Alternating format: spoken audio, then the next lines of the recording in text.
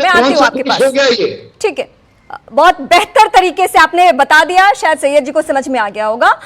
Major साहब, मुझे आपसे ये जानना है कि जो हमास का सपोर्ट करे, मैं क्यों ना कहूं कि वो आईएसआई का भी सपोर्टर है, मैं क्यों ना कहूं कि भारत के खिलाफ जितनी भी साजिश रचने वाली गतिविधियां हैं उन सबको ये लोग सपोर्ट करते हैं, मैं क्यों ना कहूं आज?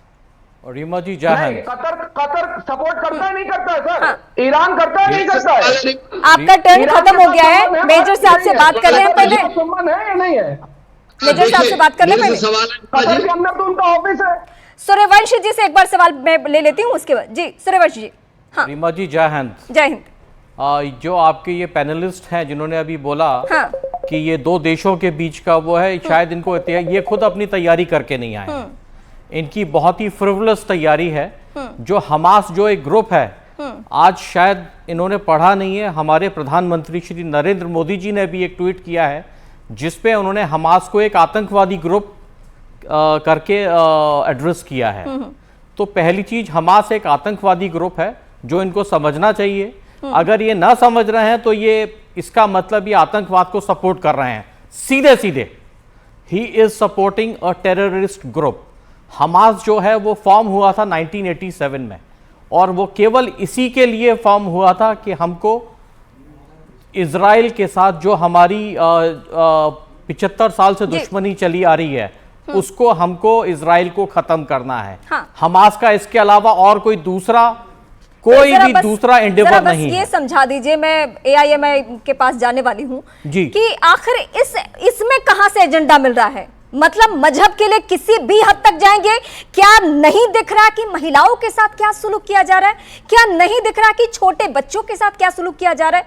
मारे तो जा ही रहे हैं लोग, महिलाओं को बंधक बनाकर लेके जा रहे हैं। ये सुलूक और उसके पक्षधर हम बन जाए।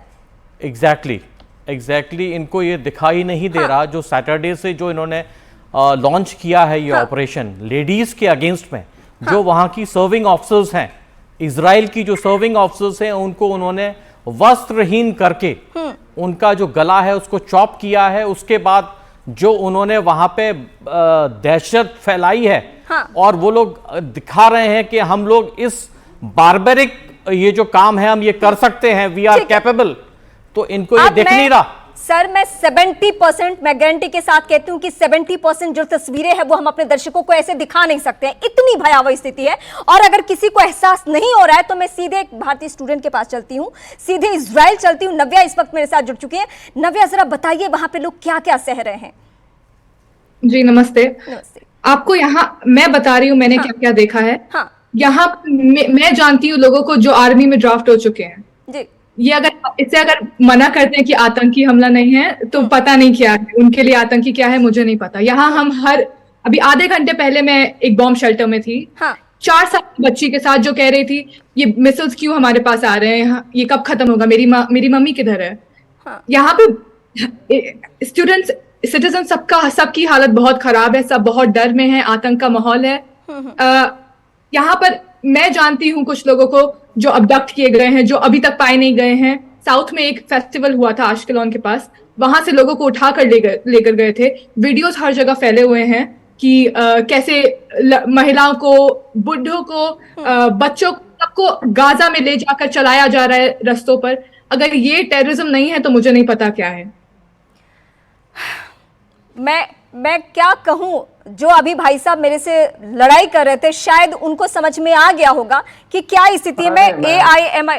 नहीं, आप आतंक के मसले पे इस तरीके के शब्दों का इस्तेमाल करेंगे? नहीं, क्या शब्दों का इस्तेमाल करा मैंने, बताइए। आपने सुन लिया ना, भारतीय स्टूडेंट है ना, वो इसराइली है ना वो फिलिस्तीनी है, वो एक स्टूडेंट है और ऐसी पीड़ित स्टूडेंट है जिसने अपनी आंखों के सामने सब कुछ देखा है, उसने एहसास किया। हम तो बैठ के यहाँ से न्यूज पढ़ रहे हैं, उसने झेला है वहां पे। और क्या फिर हम आतंक को नहीं मानेंगे? मैं आपके पास आऊंगी। नहीं, आप पूरी बात रखने ऐसी बदसलूकी कि मैं अपने दर्शकों के सामने कह नहीं सकती हूँ। मुझे हिचक हो रही है कि मैं आपको कैसे बताऊं कि क्या क्या वहां की महिलाएं झेल रही है। और उनके बारे में सोचिए जिनकी जान गई तो गई, जो जिंदा है और वो आतंकियों के गिरफ्त में है। मैं